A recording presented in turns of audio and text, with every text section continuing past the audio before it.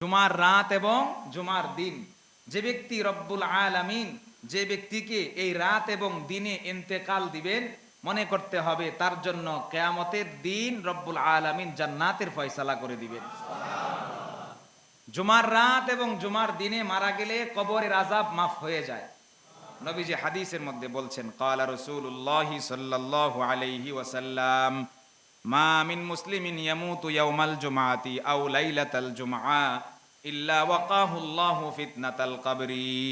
মায়ার নবী বলেন, জুমার রাত এবং জুমার দিনে কোনো ব্যক্তি যদি মারা যায়, তাহলে আল্লাহ পাক রব্বুল আলামিন তার কবরের আযাব বন্ধ করে দিবেন। জুমার দিন এবং জুমার রাতে মারা যাওয়াটা বড় খুশনসিব। এই খুশনসিব পাইতে হলে নিজের আমল ঠিক থাকতে হবে।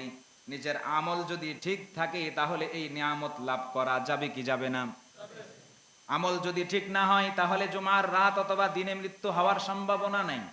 আমল যদি ভালো হয় তাহলে আল্লাহ পাক রব্বুল আলামিন জুমার রাত অথবা দিনে মৃত্যু দিবেন।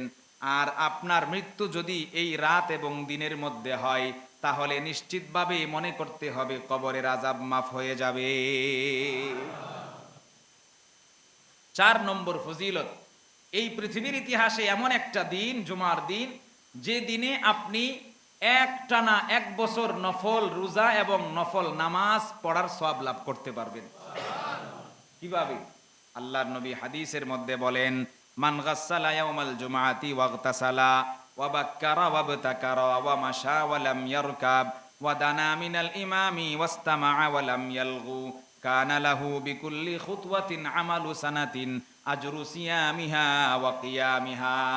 মায়ার নবী হাদিসের মধ্যে বলেন, জুমার দিন আসার পরে কোনো ব্যক্তি যদি সকাল বেলায় আগে আগে উঠে ফজরের নামাজ পড়ে, তারপরে জুমার আগ মুহূর্তে ভালো করে পরিষ্কার পরিচ্ছন্নতা অবলম্বন করে, নিজে পরিষ্কার হয়, ঘরবাড়ি পরিষ্কার করে সকাল সকাল মসজিদের দিকে আগমন করে, আসার সময় কোনো গাড়িতে না উঠে পায়ে হেঁটে মসজিদে আগমন করে, আল্লাহর নবী হাদিসের মধ্যে বলেন, তার বাসা থেকে মসজিদ পর্যন্ত আসতে যতবার পা ফেলতে হয়েছে, প্রত্যেকটা কদমের বিনিময়ে রব্বুল আলামিন তাকে একটানা 1 বছর নফল নামাজ এবং নফল রোজা রাখার সওয়াব দিবে।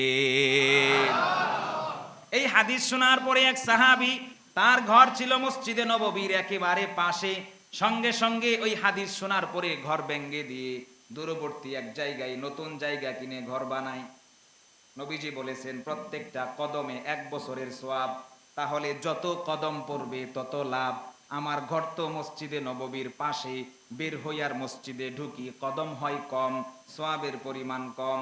সাহাবী সঙ্গে সঙ্গে মসজিদে নববীর কাছ থেকে বাড়ি দূরে নিয়ে যায়, অনেক দূরে নিয়ে বাড়ি বানায়। সেখান থেকে প্রত্যেক দিন প্রত্যেকটা নামাজ, বিশেষ করে জুমার নামাজ, পায়ে হেঁটে লম্বা সময় পর্যন্ত হাঁটতে হাঁটতে আসে। তার ভীষণ কষ্ট হয়, আস্তে আস্তে সে ঘাড়মাক্ত হয়ে যায়, ঘেমে যায়। অন্যান্য সাহাবাই কারাম বিষয়টা খেয়াল করলেন, সঙ্গে সঙ্গে ওই সাহাবীকে নিয়ে নবীজির সামনে উপস্থিত করলেন। ইয়া রাসূলুল্লাহ, ইয়া হাবিবাল্লাহ, এই সাহাবীর ঘর মসজিদে নববীর পাশে ছিল, আপনি এই হাদিস বর্ণনা করার পরে ঘর দূরে নিয়ে যায়। প্রত্যেকটা ওয়াক্তে নামাজে যখন আসে, বিশেষ করে জুমার নামাজে যখন আসে, রোদ থাকে অনেক বেশি, পুরাটা রাস্তা সে হেঁটে হেঁটে আসে রোদের মধ্য দিয়ে কষ্ট করে, কোনো গাড়িতে আরোহণ করে না, উটের পিঠে আরোহণ করে না, এভাবে কষ্ট করে মসজিদে নববীতে আগমন করে। তার ব্যাপারে আপনি কি বলেন? মায়ার নবী বলেন, তুমি যেরকম ধারণা করেছো, আল্লাহ পাক রব্বুল আলামিন তোমাকে তার চাইতে বেশি পরিমাণে সওয়াব দান করবে। তাহলে এমন একটা দিন, যে দিনে আপনি প্রচুর পরিমাণে সওয়াব কামাইতে পারেন। আগে আগে মসজিদে আসতে হবে, পায়ে হেঁটে মসজিদে আসতে হবে। মসজিদে আসতে আপনার যদি 100 কদম লাগে, তাহলে 100 বছর নফল নামাজ এবং নফল রোজা রাখার সওয়াব পেয়ে যাবেন। এগুলা হলো এই উম্মতের বোনাস, এই উম্মতে মুহাম্মাদির বোনাস। এই বোনাসগুলো আমাদের সংগ্রহ করার দরকার আছে না নাই? তাহলে জুমার দিন আমরা অনেকগুলা মেসেজ পাইলাম, গুরুত্বপূর্ণ মেসেজ ব্যবসায়ী ভাইদের জন্য। জুমার আজান হওয়ার পরে বেচা কিনা করলে যে লাভ হবে, সেই লাভের মধ্যে হারামের একটা অংশ ঢুকে যাবে। অতএব আমরা আজান হওয়ার পরে বেচা কিনা করব। আমরা চাই বিশেষ করে বিভিন্ন মহল্লাতে বিভিন্ন জায়গায় এরকম আছে যে মসজিদ কেন্দ্রিক এলাকার আশপাশে আমরা একটা আবেদন জানাইতে চাই, এই মসজিদে আজান হওয়ার পরে আশপাশের সকল দোকান বন্ধ হয়ে যাবে। কথা কন ঠিক কিনা? এটা হওয়ার দরকার আছে না নাই? অতএব আমরা এটা কোনো আদেশ অথবা এটা একেবারে বিশেষ একটা নির্দেশ এরকম না, প্রথমে আবেদন তারপরে জোর আবেদন যে আপনারা আজান হওয়ার পরে দোকান বন্ধ করে দিবেন। মাত্র 1 থেকে 1 ঘন্টা 20 মিনিট এই সময়ের জন্য আপনি দোকান বন্ধ রাখেন, নিজে জুমার নামাজ পড়েন। আপনার চায়ের দোকান যদি বন্ধ থাকে আরো 10 জন আগে আগে মসজিদে আসবে। আপনার চায়ের দোকান যদি খোলা থাকে 10 জনকে চা খাওয়ার সুযোগ করে দিলেন হারাম সময়ে, নিষিদ্ধ সময়ে, তাহলে 10 জন মসজিদে না এসে আপনার দোকানে বসে চা খেলো, তাদেরকে গুনাহ করার সুযোগ করে দিলেন, আপনারও গুনাহ হবে কি হবে না? এই কারণে আমি চাই এই হাদিসের উপরে আমল করার সুবিধার্থে আমরা জুমার আজান হওয়ার পরে দোকানপাট সব বন্ধ রাখবো।